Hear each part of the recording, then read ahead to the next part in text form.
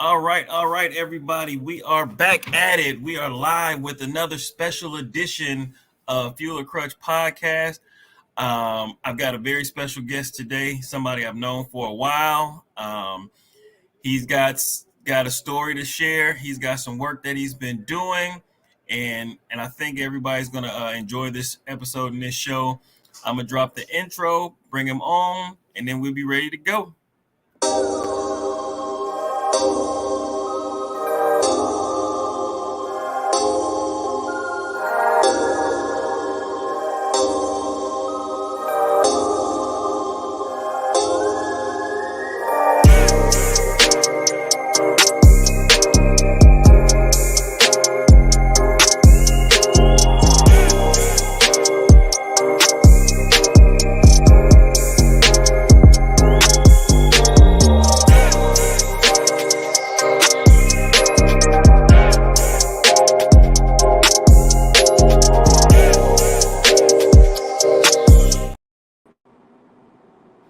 All right, again, we're back with another episode, Fuel or Crutch podcast. Let's talk about it.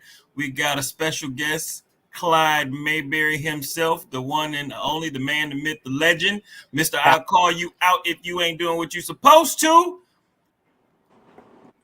I can take that. I can take that. What's up, y'all? It's Clyde Mayberry. I go as he, him, or Big CEO. Like Jamal said, I have been moving in the group in Madison community and other areas for a very long time.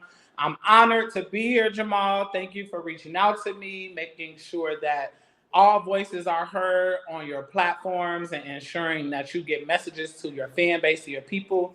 I'm rocking with that. Thank you for that. Oh man, no doubt. And like I said, I know that you got a story, and we'll get into that. But I just wanted to kind of just give people a little background, let folks know kind of. So, like, where are you from? Where'd you grow up? I'm originally from Houston, Texas. I lived there from the time I was born up until about 6 years old.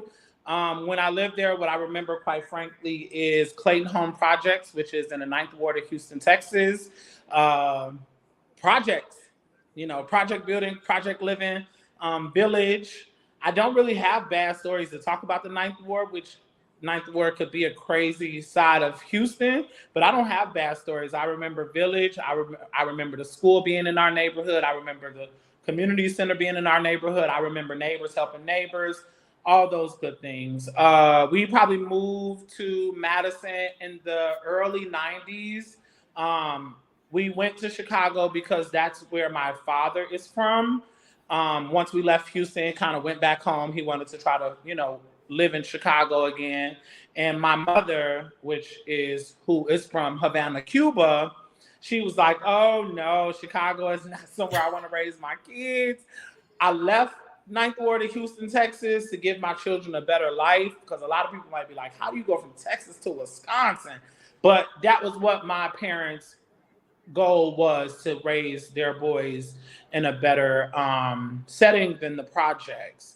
It was me, and then I have an older brother who is my brother is 4 years older than me. So it was two of us in the household, and we went to Chicago for about a week, and then my mother was like, no, and then we are one of those families that landed in Tellurium shelter. If anybody remembers, back in the day, there was a shelter on East Washington. There was the Salvation Army, and then right down the street, there was Tellurium.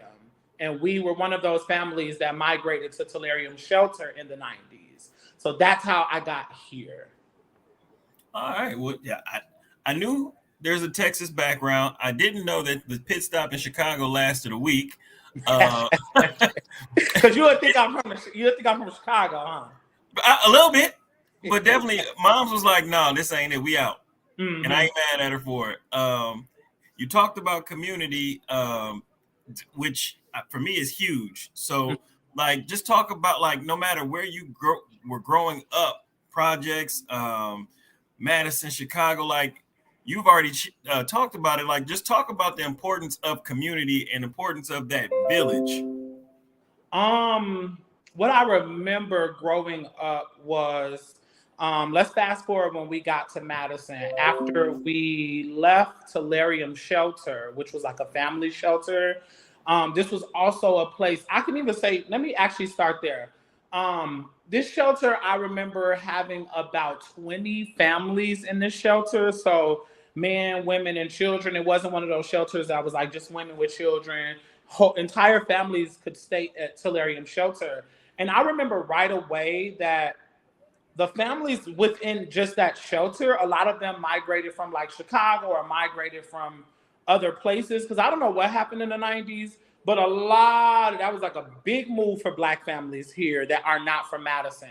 But again, just being in Tellurium with all these families that migrated here around the same time, folks were in there connecting with each other. Folks were in there saying, hey, I went out today and got these resources, and bringing those resources back to all the families in the that were in the shelter. I remember there were times where like my parents worked jobs and there's like shelter check-ins. I know I'm preaching to the choir. The people know what I'm talking about. You got to check in at the shelters. You got to make sure you're there on time. It's dinner time. And I can remember like times where my parents had to work, where other parents checked us in for dinner, things of that nature, to make sure like, hey, their parents are not here, they got to work, but we're going to check their kids in through the dinner line and things like that. So right away, that was like my first experience in Madison and in Madison Village. This was like even before we started attending Madison schools. That's what I got from Madison right away. After we left Tellurium, we moved to Somerset. So, and if anybody remember the south side of Madison, Wisconsin, that's where they were migrating a lot of families. People might know it today as Parker Place. But before Parker Place, it was Somerset. Yep. And we were one of those first families in Somerset. And that kind of felt like the projects again, because it was all Black families in Somerset from what I remember. But what I loved about it was that it wasn't a gated community when we lived there. Parker Place just became a gated community. It was, kind of not a free for all, but it was like the community was just able to come and go. It was safe. Yeah. I don't remember it being dangerous. I don't remember us feeling unsafe. I remember it's such a large apartment community that I remember us being like 20, 30 deep as kids. Like we would play football. We would, go sneak over there on Magnolia. Like we would just kind of run in that neighborhood. And so when we lived in Somerset, it was another family. We all lived together in Somerset. So it wasn't just my family. It was two families living in one of Somerset apartments by choice. Of course, it wasn't like they threw us in there like that. But the family that we lived with were also another family from Tellurium. Like they just moved together. Like, hey, I found an apartment. I want y'all to come live with us. I don't got to stay in the shelter no more.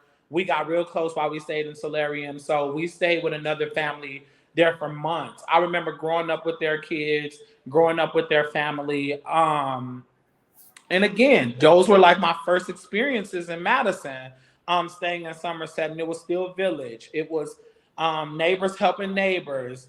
You didn't hear a lot about like violence and things of that nature. Don't get me wrong, now that I'm older, I do know that a lot of families came from Chicago projects around that time, because a lot of the Chicago projects were being torn down, and they kind of came with that mentality. But we were able to shape what the south side of Madison looked like as people migrating in, and then honoring the families that were already from Madison and living. We were able to live cohesively, because that's when you had Somerset, Magnolia, Fisher Street. You had Penn Park block parties. It wasn't always just, one day a year we got to Penn Park. They would have block parties. Fisher Street would have, Juneteenth. They would have, Fisher Street would have, I remember that's how far I go back when Fisher Street was having their block parties. Like, I remember all of that. So my first experiences in Madison was definitely community-like. No, and it was crazy is so many people, no matter where you go, when they learn about Madison, they don't think that there are that many Black folks, and it really isn't. But when you lived on the south side of Madison, you really didn't see many white people at all. Like, I'm telling you, in my younger days, as I like go back in my mind, I didn't see white people until we went to school. Yeah. Yeah, that was the only time we really seen white people. And so remember, for us coming from Houston, there was no white people on the south side of Houston either. So it was literally like normal to us. But it was when we got to school, we were like Asians, Mexicans, Indians, white people. Like, our teachers are white. Who are these? You know what I'm saying? Like, you learn what diversity means really goddamn fast. Schools really fast. So yeah. Um, so like I know you've done a million different things as you've kind of progressed through life. But when you were a kid, like what was your dream career? Like what was it that really had you thinking like, oh, this is what I'm going to be when I become an adult? Um, when I was a kid, I used to watch a show called Rescue 911. You old too, so you probably remember this show, but it was I ain't watching, but I remember it. I do remember yeah. it. So I used to watch Rescue 911. If don't nobody know, Rescue 911 was a show where they just reenacted emergencies and really kind of follow the work of the EMT team or the firefighters. They broke down their stories within tragedies and things of that nature. It was all skit like, but they were real stories, but just told on a skit like level. So you would know, like, when the 911 call came in, the EMT went, and then this is what happened when the EMT was there, and it would be people acting this out. So that show always made me want to be an EMT. Like, as a kid, I was like, I want to be an EMT. I like Rescue 911. I want to be an EMT. And then I started watching Baywatch, and I was like, I want to be a lifeguard, you know? And so with those two things, I realized right away helping people was like dear to my heart. And I didn't know where that came from, but it was like, that's what I wanted to do. But then when I got into the education system, as far as like middle school and high school, and started to learn more about careers, I've always wanted to be a lawyer. Oh, okay. So that was always my. Now, did you become any of those things that you wanted? No, I did. I'm not a lifeguard. I took a lifeguard class for 1 week at West, and I was like, I'm good. They talking about hold your breath for how long? Yeah, I'm all right. And then as far as like EMT, I signed up for courses at MATC, but there was a long wait list for that, and I just was like, yeah, I'm good. You know, we gotta hustle. If we don't have a way, we gotta make a way. So it was like, I can't wait for this. And so I just went to MATC for 2 years for liberal arts, and then found out real quick that working in corporate America just wasn't my thing. So, yeah. Which is definitely understanding. So now you already touched on the academic piece a little bit, but what is your view on the importance of education then and now? Like, or not even like, did you take education serious when you were younger versus like your views and the way you moved when you decided to go to Madison College? Oh, that's a good question. I'm gonna try to break it down in my perspective. So when I attended education here in Madison, Wisconsin, as a Black boy, I feel as if education was taught to me to just get through it, get to the next grade, if that makes any sense. Like, if you're in the 4th grade, you got to get to the 5th grade. And I feel like that's how education was taught to me all the way up until I graduated high school. And you felt accomplished at that time. Like, I did it. I graduated high school. Like, that was the Black thing. I think just all across America, it was like, if we make it to high school, we did what we were supposed to do, for a lot of kids that live in like urban communities or the ghettos or the projects. And I wanted more for myself because I was in Gear Up. If anybody is familiar with Gear Up, it's kind of similar to like People's Program with Gia. Her name is Gia. I forget her last name, but I was in Gear Up because of my grades, and they were always like, you qualify for Gear Up. And Gear Up was a program that geared you up for college success. And there was a lot of minorities in this program. We visited almost all the college campuses in Wisconsin. But even with those resources, because of what the education system did already for me as a Black boy, those resources didn't make sense, if that makes sense. Like, I learned this much in education, K through 12, but I do have these resources, but it still doesn't align when you're a first generation. If that makes sense, like Oh this. no, man, like that makes so much sense because I knew I was told, I was talked to about being a first generation college student. But when I went off to college and as a first generation college student, I didn't know where to turn to look for the resources, the supports for me. So I was just kind of like, yeah, I'm a first generation college student in name, but in not in the wealth of resources that I was having access to. Yeah.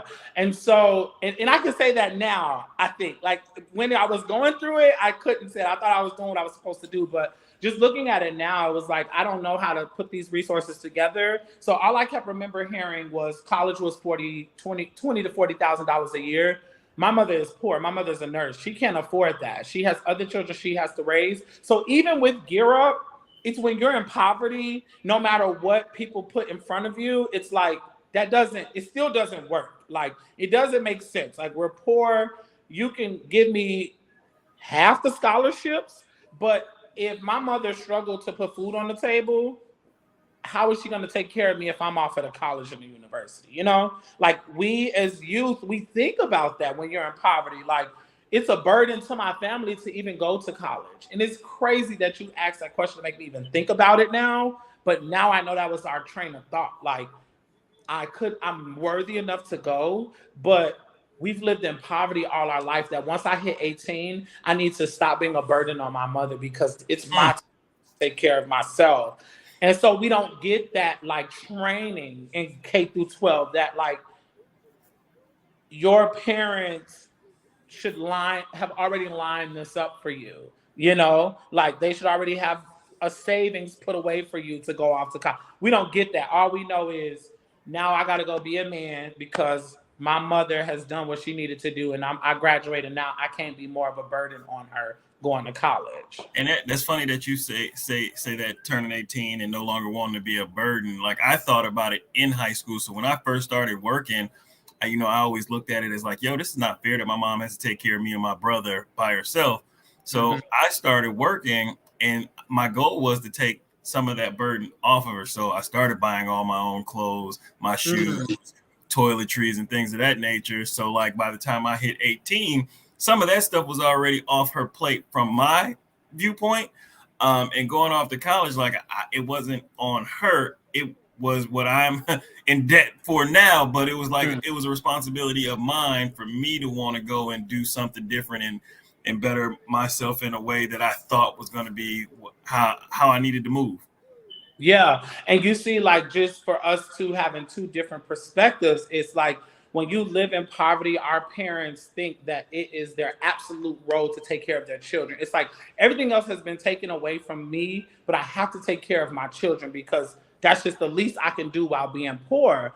And I say that because, like, I heard you say in high school, you were able to get a job and kind of start to help the household. My mother was very adamant about not letting us work. Like, I didn't get a job until I got to college, literally. Like, my mother paid for everything, but I think that that's almost like a mindset of folks in poverty, in real poverty. Like, we're already poor, so I have to take care of my kids if I can't do nothing else. And sometimes it's safer to be like, okay, you're 14, 15 years old, go get a job because you need to learn responsibilities. Because when you go off to college, you have to already have some of these things lined up. You need to know how to wash your clothes, buy food, manage your money. And I say that now because I work with kids Right. and going through college, I know that at 15, 16 years old, they need to start building those responsibilities now. Because if you hit them campuses with no experience, you're in trouble. Like you're in Yep. trouble. But we are not, I'm telling you, our parents are struggling to take care of us. We are not taught that through grammar school. Just, And based on what we've learned, this is why we supposed to give back to that next generation so they don't have to bump their heads the way we did. yeah, exactly. Yeah, that's it. So what I want to do now is kind of just get into what you have become before we go back to where you came from on a bigger picture, because Okay. again, not everybody knows Yeah. Clyde from back in the day. compared to what Clyde has Uh, done as a community leader member and somebody that's trying to make a not trying that is making a difference and doing stuff for the community and for the next generation of students, children coming through. yeah, yeah. Where do you want me to? Where you want me to go? Fast forward to now. Yeah, like what are you doing now? Like talk about like everything that you kind of created, and I guess you could even start at its infant stages because it was a process to get to where you are today, which has never stopped, and you've continued to build onto those foundational blocks. You're right. You're right. So I will take it back to 2003. I believe I was 14, 15 years old as far as my leadership skills. I started my dance team in 2003 when I was 14, 15 years old. And within that time, that's where my leadership skills begin to build up. I was 14, 15 years old leading my peers. For people that know me in this Madison area, they would be like, dang, when you were doing those dance teams, you were the coach, you were the captain, you were the organizer, you made the uniforms, you booked the shows. Because we were just a freelance dance team. And so my leadership skills start to be developed at like 14, 15 years old, especially with youth, because I had younger kids under me that wanted to dance with me as a teenager. So I began to develop like these people follow behind me, so I have to be a good light for them because they look up to me. And so since I was 14, 15 years old leading up to now I'm 35 years old, that's how I am able to run the House Inc., which is an urban arts initiative, where I still offer the dance program now as a director and as an adult, where I am able to take the burden that I had on me at 14, 15 years old, running a dance team away from these kids and just say, come in and dance. And so Mm-hmm. that's how I ended up being the CEO of that. I founded that organization in 2018. Me and about 8 other individuals, we raised $5,000 and opened up our first dance studio on the south side of Madison. Fast forward to today, where we went from 600 square feet to now 3,000 square feet. Just how you heard it, we raised the money to open it, and we're still self-funded. Our organization has a huge overhead cost. When you go from 600 to 3,000 square feet, that means you have multiple families, multiple people, multiple staff, bigger light bills, and things of that nature. And so that's how I landed in the CEO and director position over at the House Inc. Another thing that I do is I'm a CEO of an event planning company. So just creatively, like that speaks volumes to me being an artist. I'm able to create visions and things for people's events and then organize at the same time. So I get my bag over at being a CEO at the House Inc. It's not a big bag, but I get a little bag out of that. And then I get my bag at my LLC with Events by Mayberry. And then I'm also a consultant. I do consulting work with people on their small businesses. I help folks like build their businesses or their nonprofits. And then I'm also a radio person now at 93.1 Jams. I have written, and I also do the gossip report over there for them. It's my show. They've given me the space on their air at Midwest Family Broadcasting to just be me and to have fun. So ever since I was younger, I've always had a big mouth. A lot of people already know that. So, but I feel like this is a great way because this was in my notes for today's interview. That's what I call turning my mess into a message. And so, Oh, okay. having the space to be able to voice my opinion since I was younger, all the way to today, and then being able to now be on the biggest radio broadcasting system in Madison, spitting that same talk, that real talk, that gossip report, the celebrity gossip, and things of that nature. So, and Jamal, like we rewind back to when I was younger dancing and things like that. People thought we was a gang at one point, how wild we was too. Huh. Yeah, we you can definitely tap on that when you're ready, because I know there's still like I think it's dope just how you were able to um, start your own dance company and like I remember it was like you kind of ran it or had like kind of like a fraternity. Yeah. So we were once Crushing Out For, so that was a community-led dance company, and we were recognized by a national dance company that is well known on 14 universities and college campuses across America. And we were recognized by their founders because of our excellent work surrounding dance and community service and just the way we carried ourselves as a dance team. And we became a chapter of House Arrest 2 Championship Dance Team Incorporated. And a lot of people, you can say we're a non-fraternal dance fraternity, I guess. Like, you know, you got to break that down because everybody is Right. right. And so, but we are brotherhood and sisterhood. We are on 14. I believe we have some chapters split in like Atlanta. So we're probably on about 14 to 20 college campuses in America. Some like Clark Atlanta University, Alabama A&M, FAMU. We have very strong chapters at all these schools. And so we founded the Madison College and the UW-Madison chapter here in Madison in 2010. So going from just a little small community-based dance team to a national organization is like, it speaks volumes of our leadership and my leadership and the things I have done in the arts and locally and nationally. Yeah, because I didn't know how deep it ran for that piece of it, but I know I've been in the center and seen the banners and things of that nature. So I always thought, you know, that was pretty cool the way you had it. I'm sorry, you went to HBCU, right? Yeah, I went to Alabama State. Yeah, we at Alabama State. Our 8th chapter is at Alabama State, and they're very big. They're bigger than the Kappas.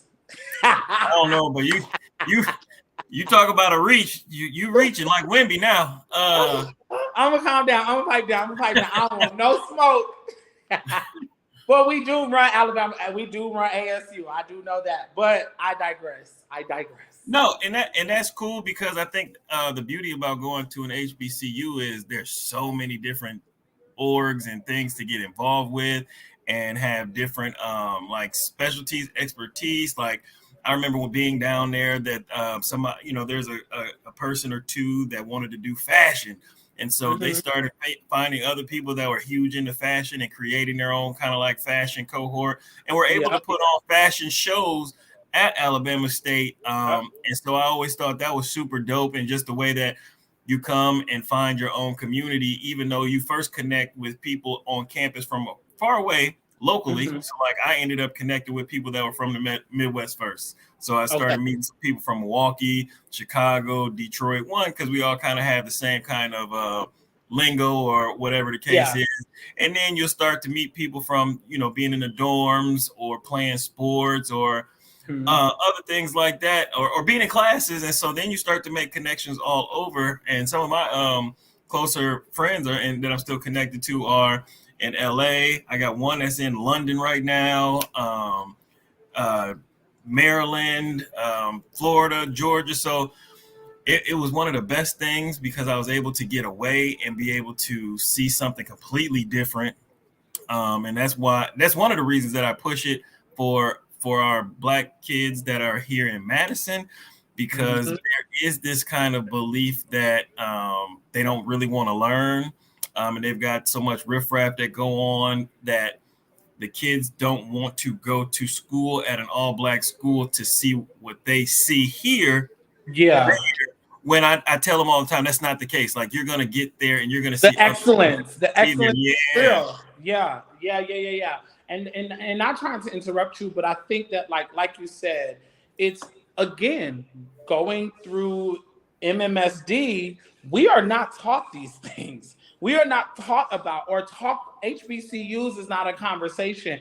HBCUs became a conversation because of folks like you saying, how these kids don't know about, you know, Black universities and colleges and things of that nature. And so that's a beautiful thing that I like having this dance organization and being connected to a dance organization that is majority of our chapters are on HBCUs, because all of my kids that have graduated in the past several years have went off to the colleges to continue their dance careers under the organization. So we just gotta, again, like you said, find those clever ways to introduce our children to Black excellence, because like you said, they see Black here and they don't see excellence, and that's the truth. They don't. And so like HBCUs is shunned down on. Like, I don't want to go where you go here. Black is ridiculous. So why Right. don't Based on their experience about certain Black populations and students in the schools, they're like, nah, I don't want to go and do that away. But yeah, I'm literally here to say that that's not the case. it's Typically, not. that's not the case. But yes, you will find mess everywhere, and you'll find mess at a PWI as well. Uh, Exactly. Exactly. and so, like, yeah, I just think, and we got to dispel some of these myths about the cost. Uh, Yeah.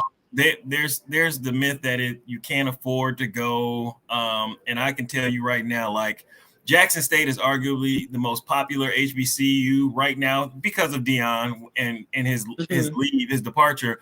But it's actually $1,000 cheaper to go to Jackson State than it is to go to Whitewater. Yeah. Yeah. So the excuse of, the I cost, can't that's not afford. it. That's not Yeah. it. If you can go to Whitewater, you can go to Jackson State where the weather's better, and you'll get to actually experience a Black culture that's different than what you That see. you need. Like that's the thing about growing up in Madison. I could say this again. I'm from the South, so my original upbringing is being around Southern people and what Southern hospitality look like. Black kids here need to learn Black Southern hospitality. They just need it. It literally calms you down. You've experienced the HBCU, so you probably are like after your freshman year, halfway through your freshman year, you're like, my energy level is lower. Like we actually commune and talk to each other here. Like we are learning real history, because I know that's one thing about HBCUs. They teach you your Black history. And for someone coming from Madison, we're probably like, wait, Black people is great like this? Like, It's a shock. It's a culture shock, one, just because you're going and you're seeing Black excellence for the first time, on top of, like, you're seeing them still socially having a ball, but yes. still academically getting it done and getting it together too. Yes. And then just walking on a campus that, coming from Madison, Black folks don't own any organizations here. Like, we don't own the land. We don't own a park that we could be like, this person built this park for us, and this person built just Right. walking onto it. And I got this experience. I didn't go to HBCU, but as I travel with my kids and travel with the organization that I'm in, walking onto the campus, it is felt and known that you are walking onto Blackness. Like, this is Black folks built this. Black folks died for this. You honor this. You go through an informational before you even get here to know that you respect this. And I think that that's why the Black kids get there and they have a sense of respect for the HBCU. Like, And it's warm and welcoming. Like, when you walk on campus, people see you, they waving, hey, how you doing? And hey, I got a question. Everybody's like willing to help, willing to talk to you and let you know about it. Like, that was my first experience. I was a sophomore or junior. We went on the Black College tour, and we go down to the AUC, mhm. and we're walking on campus, and we see this random Black dude, and I'm just like, hey, what's going on, man? Hey, I got a couple questions. He literally stopped and started talking to all of us, and any question that we had, they answered, and everybody's like, oh yeah, I'm gonna go to an HBCU. And I will say, Yeah. there was a good handful on that trip that went to HBCU. Me, Ashley Moncrief, Kiana Moore. It was a good, solid group. Fred No, Wells, like, we all ended up going to Alabama State, Howard, Hampton. So no. the exposure piece is always going to be huge. And so, with that being said, the exposure piece is, we've talked about the good side of Clyde. Hmm. We got to go back to where it wasn't always. Listen. Well, if we take it back, And Clyde had hands. well, no, I can tell my own story, and then you can kind of chime in and back it up, because people don't be thinking I be about that life. I'm about that life. No, but I could say when I got to high school, I started to suffer, and I could speak these things now because you get smarter as you get older. Right. I was suffering from identity crisis. And folks did not know I'm a member of the LGBTQ community, but at that time I did not know that. And so at that time, I just went through so much physical, emotional, mental crisis because I'm like, high school is puberty for some reason. In Madison, puberty is now middle school right now, but high school in our time was puberty. This is where people got somebody might rub up against you, it might feel a little different. You know what I'm saying? Or, it's one of these parties, they juke, we have the juke parties and all that. And so you actually get exposed to things where you're like, I don't feel like they feel. I don't want to do what they're doing. Although we're all men, I don't want to do what they're doing at the parties. I don't want to sneak off and run away and do what my friends are doing, things of that nature. So just coming from a place as a young person dealing with identity crisis, it was like, but I have to let some of this out. I got to, I can't ask no questions. There was not a lot of safe spots how it is now. The kids right. Can be straight 1 minute and they can be gay the next minute, to each his own. That's just how safe it is now.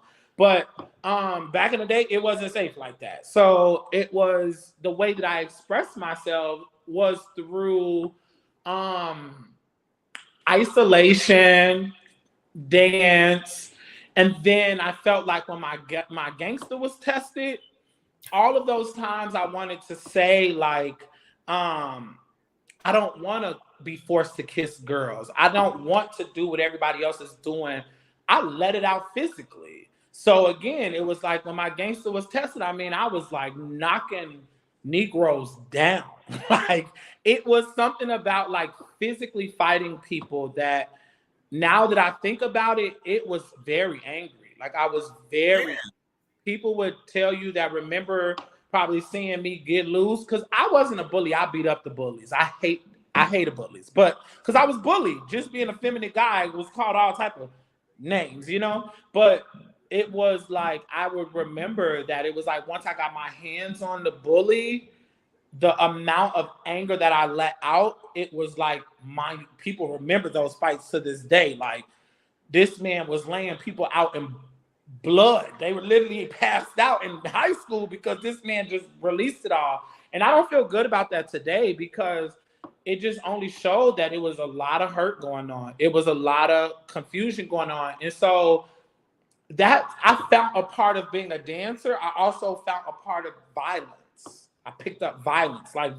Being physical was a part of, I took honor and pride in that. So I joined gangs, and that was just what we did. I found a big group of people that I'm still lifelong friends with today, where we were just we all angry. I'm angry because I'm dealing with identity crisis. You angry because your mama don't even come home at night. You angry because your daddy doing what he not supposed to be doing. We just was all angry. And so, man, we would go around and terrorize the town. The police.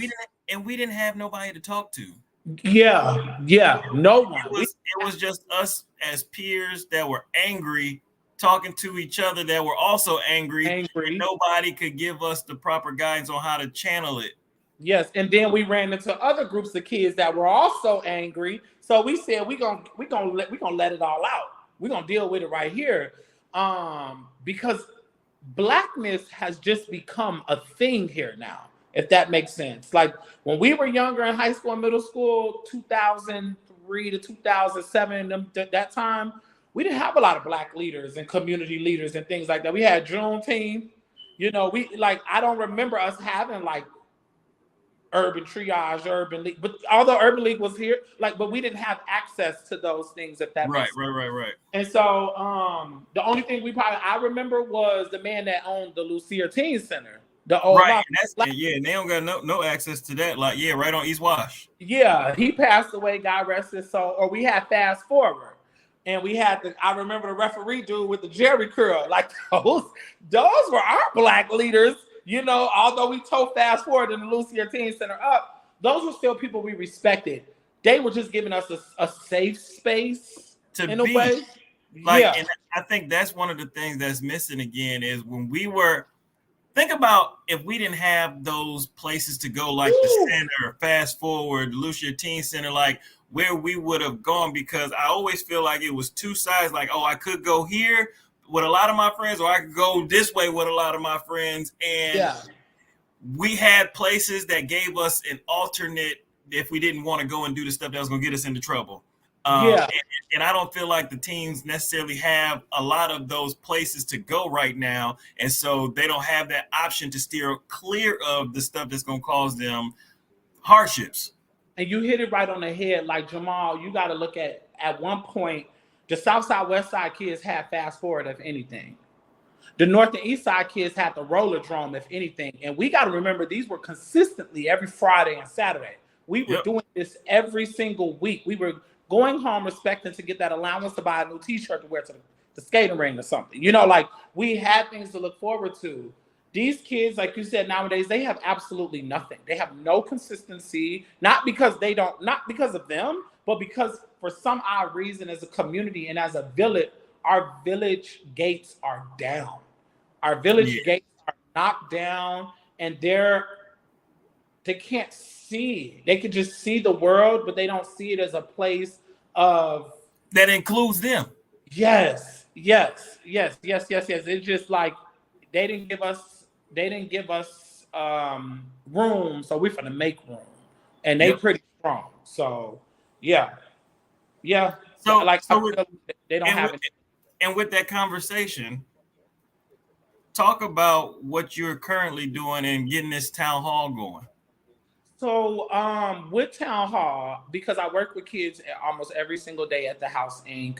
The House Inc. has its own center. Again, I mentioned that earlier. So kids are free to come in. We do have a registration system and things of that nature, but we take them from 4 to 18 years old. We don't turn them around.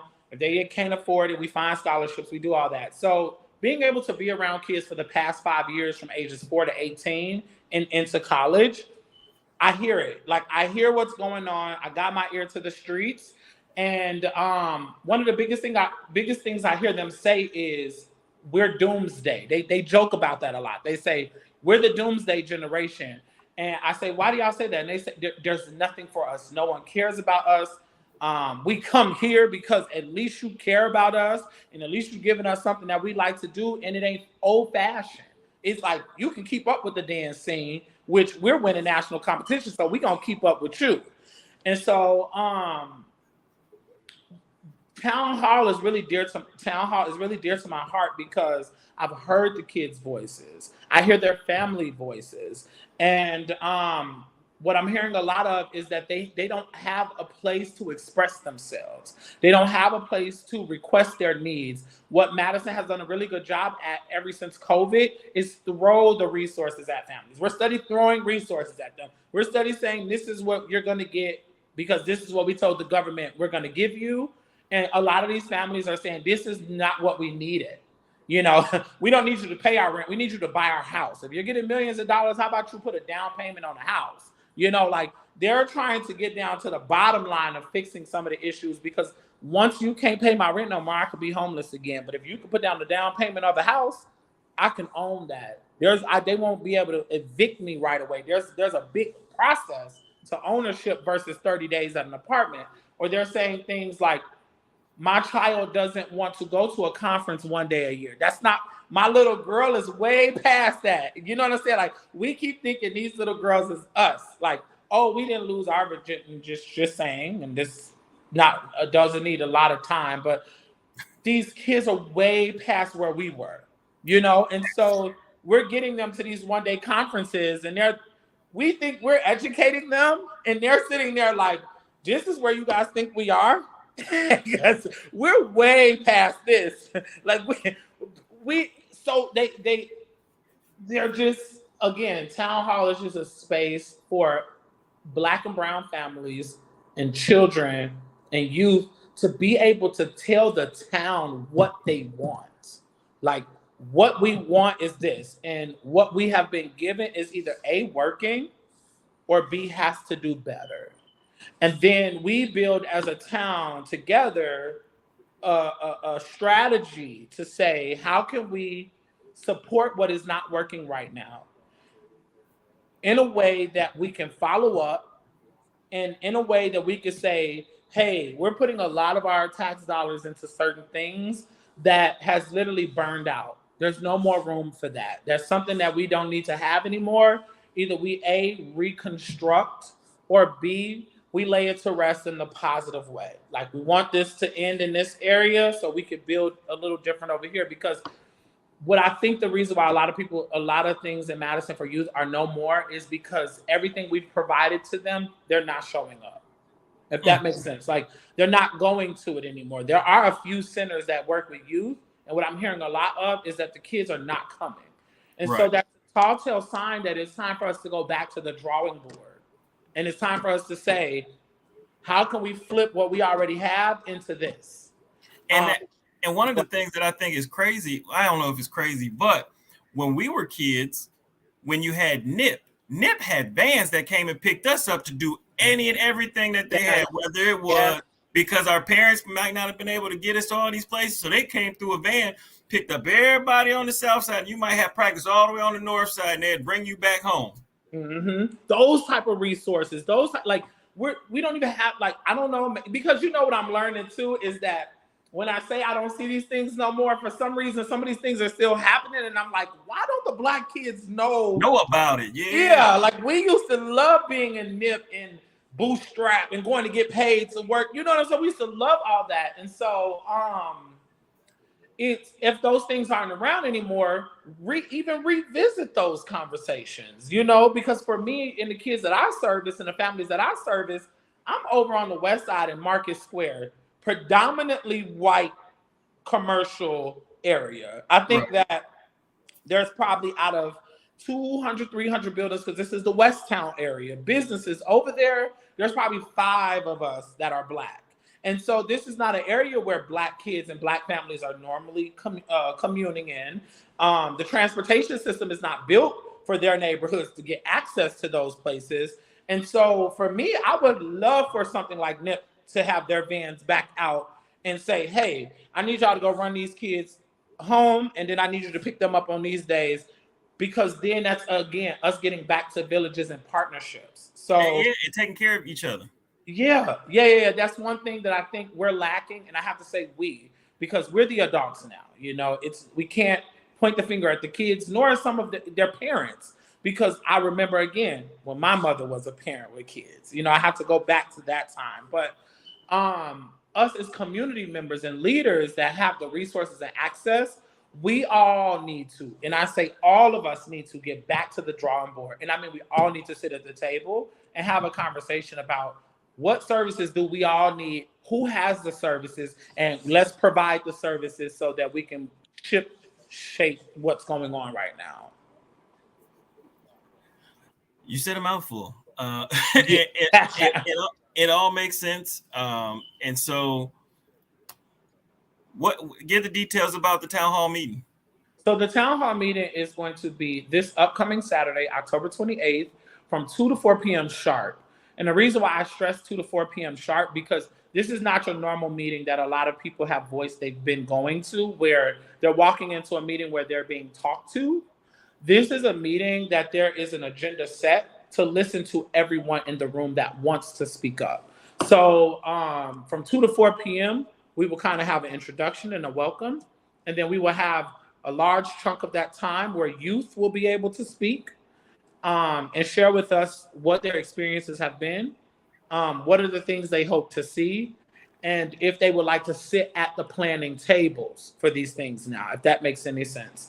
And then there will be a cutoff time where there will be adults' time to speak. So these will be community members, families, leaders, whoever, to be able to share their experiences and say, this is how we can better our community, or these are the things we see right now that do not work, and we want to give a little bit more attention to. And we will also have some special guests in the building. One of those special guests is public health. If you don't know, public health is like the people that collect a ton of the data that orgs report to.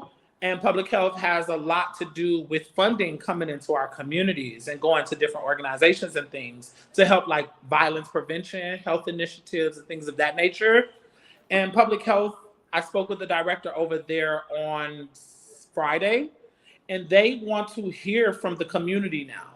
They want to make sure that moving forward, funds and resources are going where we want them to go as the people, not where a large organization is speaking for us.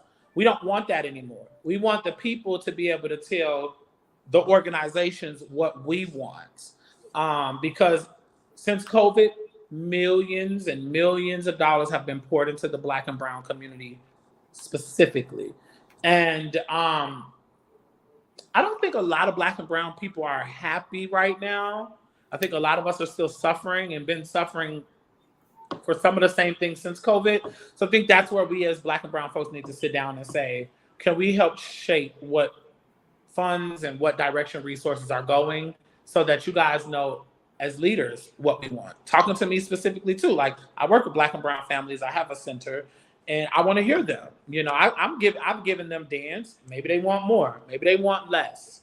We got to give them the opportunity to say that.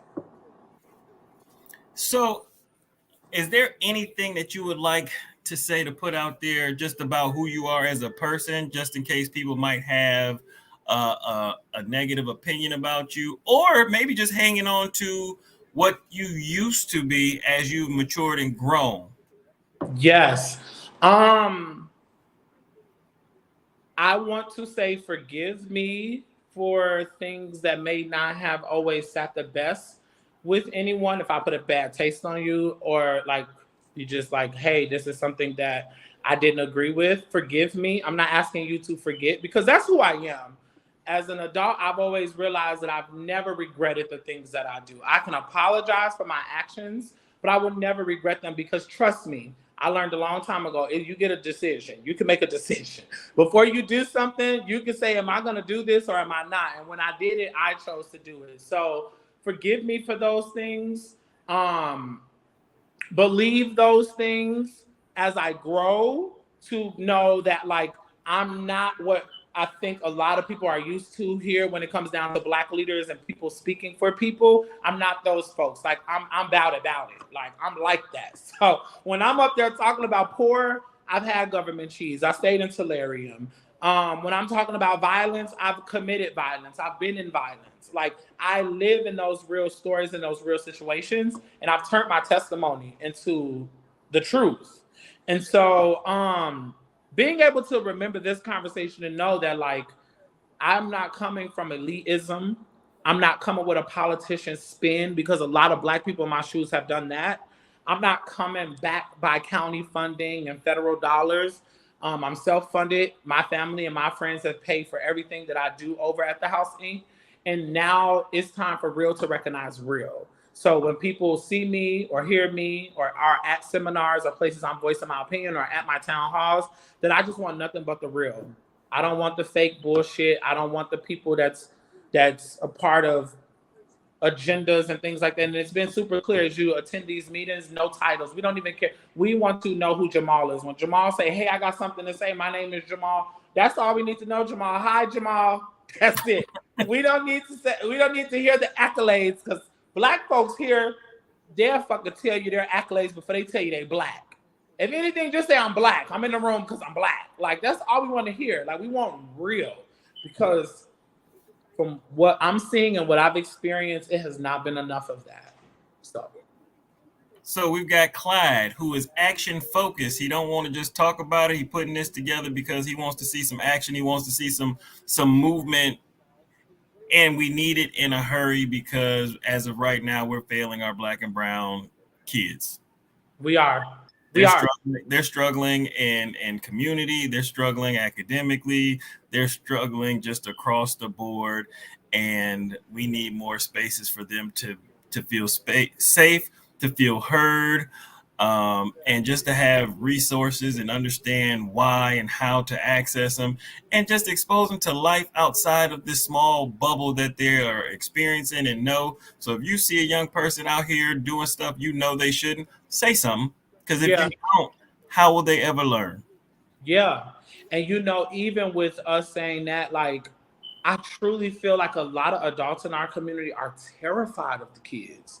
Like they're terrified. I had to ask a person that was telling me a story, and I said, hey, why you didn't say no? Why you didn't like check that situation? And this man told me that he felt that those kids would have killed him. They would have shot him. I said, that's a real thing. That's a real emotion. Like we're scared of our kids. And if you don't feel safe doing it, don't do it because Yeah, they also can sense the fear. yeah, yes. And if you ain't got the tools to be in that bubble, pass it on. I think that's another big conversation about like restructuring. Um, they beating us down, and I think that maybe it's like either the people that we have in place is just not strong enough for that fight, which is not a bad thing, and we got to just find a way to say, hey, burnout is real, and let's now put some Might folks in place that can might be continue your mission, it like might be time to pass the baton. It might be time to uplift the next generation of leaders. It might yeah, be the time to just share the spotlight or yeah, whatever it is to get a different perspective of what's going on and a different perspective for a voice that may be heard more so than the one that was heard 23 years ago.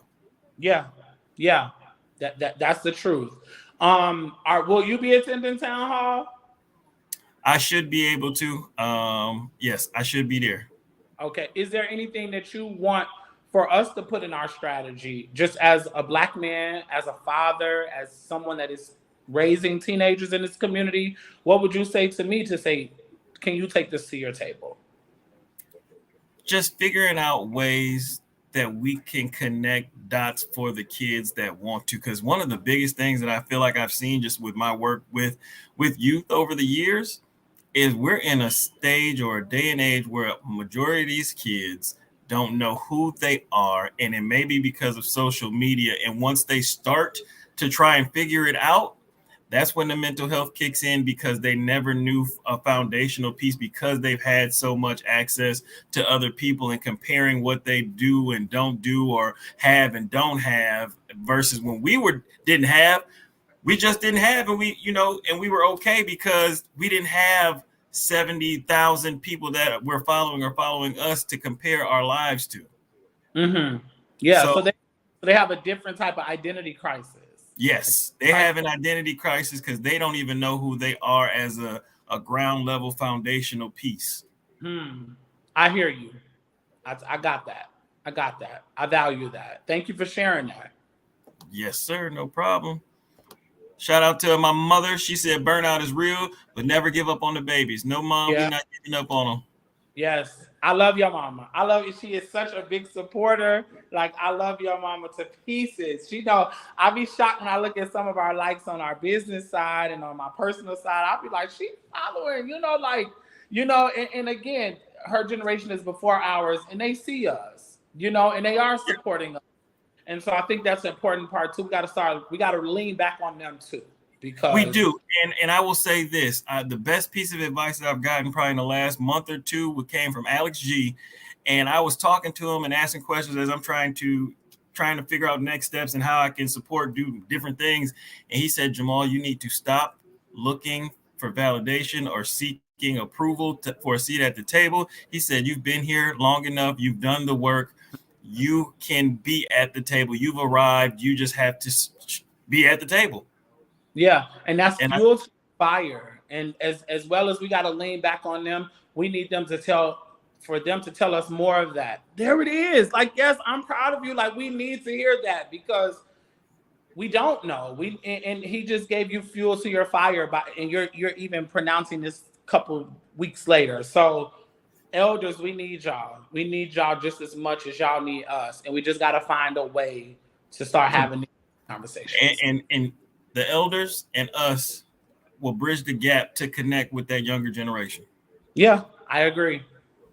So, Clyde, before we wrap this thing up, I always like to give my guests an opportunity to kind of share something inspirational or motivational for the young generation. So, I would love to know what is some advice you would give to a young person that has dreams. That has dreams. That you will make it. That even though the world is a mess right now, find a way to turn your mess into a message. And it might not happen now, but it will happen one day. So for my young people, just keep going, keep thriving. We see you, we love you. You are brilliant, you are resilient. Keep going. That's all I say. Like, I know it's hard. Just as I said, we need to hear from the elders. Y'all need to hear from us. We see y'all and we know it's hard. It's not easy. We will probably break if we have to deal with some of the things that you guys are dealing with. But we see you guys and we're trying. And just if you can support us, if you need to reach out to us, you got 2 people on this video right now that you can like lean on and reach out to. But we see y'all, we praying with y'all, and we're gonna try to figure this out. Yes, sir. So I definitely appreciate you. This was insightful as I knew it would be. Hopefully people got a chance to listen to what we're saying, share with others, share the information, share the town hall, and just keep working, keep believing, keep trusting who you are, and keep doing the work. Yes, no, for sure, my brother. I appreciate you for giving me the opportunity to share my voice on your platform. Yes, no problem. Thank you for coming on. Please hang on. We're going to close this thing out. So until next week, y'all have a good week. Peace.